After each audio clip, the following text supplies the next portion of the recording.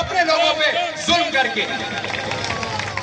ساتھیوں، میں آپ لوگوں سے ایک ہی گزارش کرنا چاہتا ہوں، جگہ جگہ جا کے ہم لیکچر دیتے ہیں، میں دیکھ رہا ہوں یہاں پہ مزدور بہت آئے ہوئے ہیں کسانوں کے ساتھ ساتھ، کسان مزدور ریڑھ کی ہڈی ہیں، بالکل صحیح بات ہوئی۔ اتنا ظلم ہے، یہ جو آپ بجلی کے بل دے رہے ہیں، ابھی طارق صاحب نے آپ کو اتنے خوبصورت طریقے سے بتایا، بجلی بنے یا نہ بنے آپ نے ٹیکس دینا ہے، بجلی بل دینا ہے۔ کیوں؟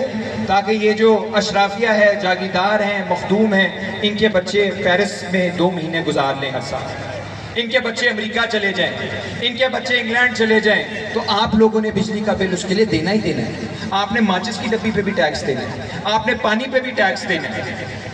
اگر آپ نہیں اتنے پیسے کما پا رہے تو کوئی بات نہیں، آپ سے سبسڈی چھین لی جائے گی، فرٹیلائزر پہ بھی چھین لی جائے گی، بجلی پہ بھی چھین لی جائے گی، آپ کو منیمم سپورٹ پرائس بھی نہیں ملے گی۔ آپ کیا کریں گے؟ میں جو پورے ملک میں جا کے دیکھ رہا ہوں، میں بھی سندھ سے بھی ہو کے آیا ہوں، لوگ اس بدماشیہ اشرافیہ یہ شریف نہیں ہے، یہ بدماشیہ ہے، بدماش ہے، اس کی پالیسیوں کے لیے اپنے بچوں کو سکولوں سے نکال دیں گے، 2 وقت کی روٹی کے بجائے 1 وقت کی روٹی کھا لیں گے، ماں باپ کے لیے جو میڈیسن ہے وہ کم کر دیں گے، لیکن بغاوت نہیں کریں گے، بغاوت نہیں کریں گے، مزاحمت نہیں کریں گے۔ تو پھر بے شرم صرف حکمران نہیں، کچھ بے شرمی ہمارے اندر بھی موجود ہے۔ اپنے لیے، اپنے بچوں کے لیے، اپنے بزرگوں کے لیے ہم لڑنے کے لیے تیار نہیں۔ ہم کہتے ہیں فلسطین کے ساتھی ہیں، وہ اس فلسطین کے ساتھی جس کے گھروں کے اندر بمباری ہو رہی ہے، اس کے باوجود وہ انکار کر رہے ہیں کہ اپنے محلوں کو نہیں چھوڑیں گے، اپنی زمینوں کو نہیں چھوڑیں گے۔ ہم ہیں کہ ہم کہہ رہے ہیں کھیتی باڑی میں اب کچھ نہیں رکھا، ہم اپنی زمینیں چھوڑ رہے ہیں، اور ہاؤسنگ سوسائٹی کا مافیا جو ہے وہ آ کے ہاؤسنگ سوسائٹیوں پہ سوسائٹیاں بنا رہا ہے۔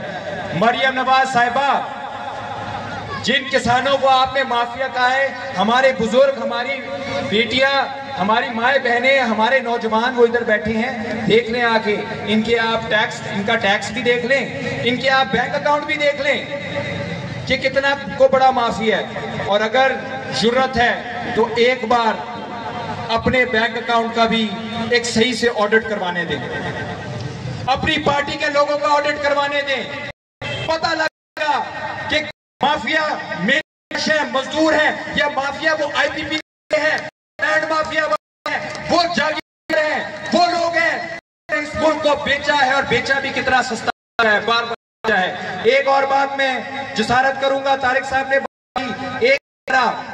ایک ادارہ جو ہے وہ کوآپریٹ فارمنگ کر رہا ہے، ہمارے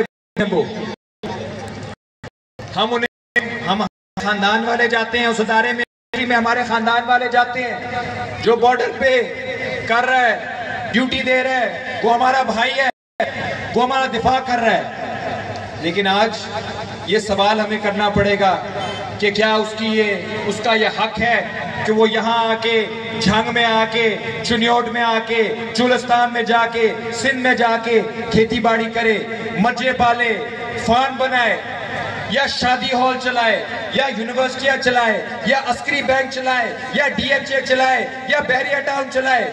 کیا اس کا یہ حق بنتا ہے؟